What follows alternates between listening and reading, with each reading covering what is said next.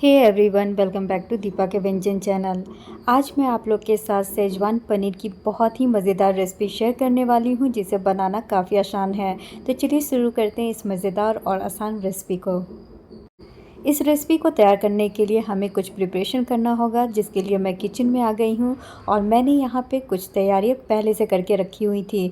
जैसे मैंने कश्मीरी लाल मिर्च को पानी में भिगोकर 2 से 3 घंटे के लिए रख लिया था। अब ये काफ़ी सॉफ्ट हो चुका है। अब इसे हम पीसकर एक पतला पेस्ट तैयार कर लेंगे। जिस पानी में मैंने मिर्ची को सोक किया था, उसी पानी का यूज़ करके मैं इसका एक फाइन पेस्ट तैयार कर लूँगी। सेजवान पनीर बनाने के लिए सबसे पहले मैं सेजवान चटनी की तैयारी कर रही हूँ। तो यहाँ पर मिर्ची का पेस्ट पीसकर तैयार हो चुका है। आप देख सकते हैं, बिल्कुल मैंने इसे फाइन पीसा है। अब गैस पर मैंने पैन रख दिया है और पैन को अच्छी तरह से गर्म करने के बाद मैंने इसमें डाला है 4 से 5 बड़ी चम्मच तेल। सेजवान चटनी बनाने के लिए तेल की क्वांटिटी थोड़ा सा ज़्यादा होगा। तो यहाँ पर तेल के गर्म होने पे मैंने इसमें डाल दिया है मिर्ची का पेस्ट और इसे चलाते हुए लो टू मीडियम फ्लेम पर अच्छी तरह से भूनेंगे। मिर्ची के पेस्ट को भूनते भूनते इसमें क्रम्बल सा टेक्सचर आ गया है। आप आराम से इसे देख सकते हैं। अब मैं इसमें डाल रही हूँ 1 चम्मच विनेगर। विनेगर डालने से इस चटनी का जो शेल्फ़ लाइफ है वो बढ़ जाता है। आप इसे स्टोर करके एयर टाइट कंटेनर में फ्रिज में फिर रख सकते हैं। तो यहाँ पर क्रम्बल सा टेक्सचर आ चुका है। मैंने यहाँ पर गैस का फ्लेम बंद कर दिया है और इसे ठंडा होने के लिए दूसरे गैस पे ट्रांसफ़र कर रही हूँ। पैन अभी भी गर्म था और इसका कुकिंग प्रोसेस जो था वो अभी भी चल रहा था। तो मैंने क्या किया, इसे एक अलग शीशे के बर्तन में ट्रांसफ़र किया है। ये एयर टाइट कंटेनर है और इसे मैं ढक्कन लगाकर 1 से 1.5 महीने के लिए फ्रिज में रख दूँगी। इधर मैंने 200 ग्राम पनीर भी लिया है। यहाँ पर मैं अपने ज़रूरत के हिसाब से मार्केट का पनीर यूज़ कर रही हूँ। आप चाहे तो घर में पनीर तैयार करके इस रेसिपी को ट्राई कर सकते हैं। अब आप अपने मनपसंद शेप में सारे पनीर को काट कर तैयार कर लें। मैं यहाँ पर ट्रायंगल शेप में पनीर को काट रही हूँ। आप चाहे तो डायमंड या स्क्वायर में भी काट सकते हैं। पनीर यहाँ कट चुका था। अब मैं इसमें डाल रही हूँ 2 चम्मच कॉर्नफ्लोर। कॉर्नफ्लोर से पनीर को अच्छी तरह से कोट करना है। तो मैंने यहाँ पे 2 चम्मच कॉर्नफ्लोर डाला है। इसे अच्छी तरह से पहले टॉस किया है, उसके बाद हल्के हाथों से मिक्स कर रही हूँ। पनीर यहाँ पर अच्छी तरह से कोट हो गया है। इधर मैंने सेम पैन को गरम कर लिया है। अब इसमें मैं थोड़ा सा तेल डालूँगी।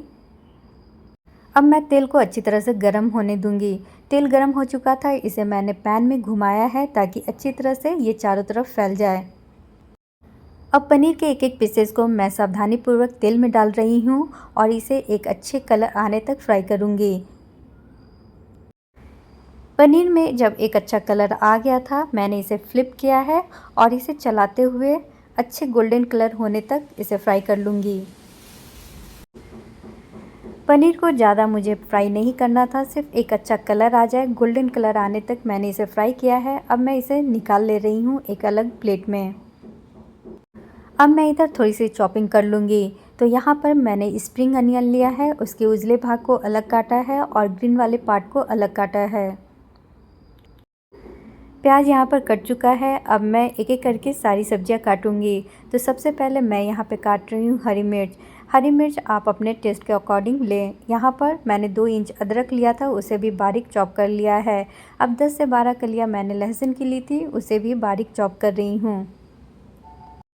लहसुन की थोड़ी सी क्वांटिटी ज़्यादा रखें, बहुत अच्छा फ्लेवर आता है सेजवान पनीर में। अब मैं एक बड़ा सा प्याज ले रही हूँ और इसे भी ट्रायंगल शेप में काट कर तैयार करूँगी।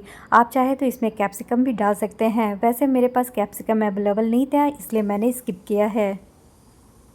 सेजवान पनीर को मैं वॉक में बनाऊँगी। तो वॉक को अच्छी तरह से मैंने गर्म कर लिया है। इसमें डाला है 2 टेबलस्पून कुकिंग ऑयल। तेल के गर्म होने पर मैंने इसमें डाला है अदरक, लहसुन, हरी मिर्च और प्याज का जो वाइट वाला पार्ट था वो।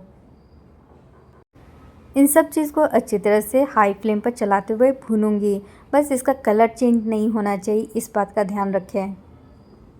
अदरक, हरी मिर्च, प्याज, लहसुन के भुन जाने पर मैं इसमें डाल रही हूँ 1 चम्मच चिली पेस्ट, जो पेस्ट मैंने घर में तैयार किया है। नेक्स्ट मैं इसमें डाल रही हूँ 1 tablespoon ketchup, half tablespoon soya sauce, half tablespoon red chilli sauce और 1/4 टेबल स्पून मैंने इसमें डाला है विनेगर। सारे सॉस को मिक्स करते हुए मीडियम टू हाई फ्लेम पर भुना है। इस स्टेज पर मैं अनियन डाल रही हूँ, आप इसके साथ कैप्सिकम भी डाल सकते हैं। प्याज को बहुत ज़्यादा देर तक नहीं भुनना है वरना ये सॉफ्ट हो जाएगा। कोई भी सब्ज़ी आप इसमें ऐड कर रहे हैं बस आप थोड़ा सा भुनें। अब मैंने इसमें डाला है 2 टेबल स्पून पानी और साथ में डाला है काली मिर्च और नमक स्वाद अनुसार, आधी छोटी चम्मच चीनी ऐड किया है। सबको चलाते हुए मैं थोड़ी देर इसे भून रही हूँ। भुनने के बाद मैंने यहाँ पे एक स्लरी बनाया है कॉर्नफ्लोर का। 2 चम्मच कॉर्नफ्लोर को मैंने आधी कटोरी पानी में घोलकर तैयार कर लिया है और इसे लगातार चलाते हुए मिक्स करूँगी। कॉर्नफ्लोर का घोल डालने के बाद मैंने इसे अच्छी तरह से मिक्स करते हुए भुना है थोड़ी देर के लिए। भुनने के बाद मैंने इसमें फ्राई किया हुआ पनीर डाला है और इसे वापस से 2 से 3 मिनट तक भुना है। अब आपको जिस कंसिस्टेंसी में इसकी ग्रेवी रखनी हो उस अनुसार में इसमें पानी ऐड करें और सबको अच्छी तरह से चलाते हुए मिक्स कर लें। आप देख सकते हैं इसका कलर काफ़ी अच्छा आया है। अब सबसे लास्ट में मैं ऐड करूँगी थोड़ी सी स्प्रिंग अनियन बारीक कटी हुई, इससे काफ़ी अच्छा फ्लेवर आता है और इसे अच्छी तरह से मिक्स किया है। ये हमारा super tasty super delicious Schezwan paneer घर में बनकर मिनटों में तैयार हो गया है। इस शेजवान पनीर को आप ड्राई भी बना सकते हैं जिसे आप स्नैक्स के तौर पे खा सकते हैं।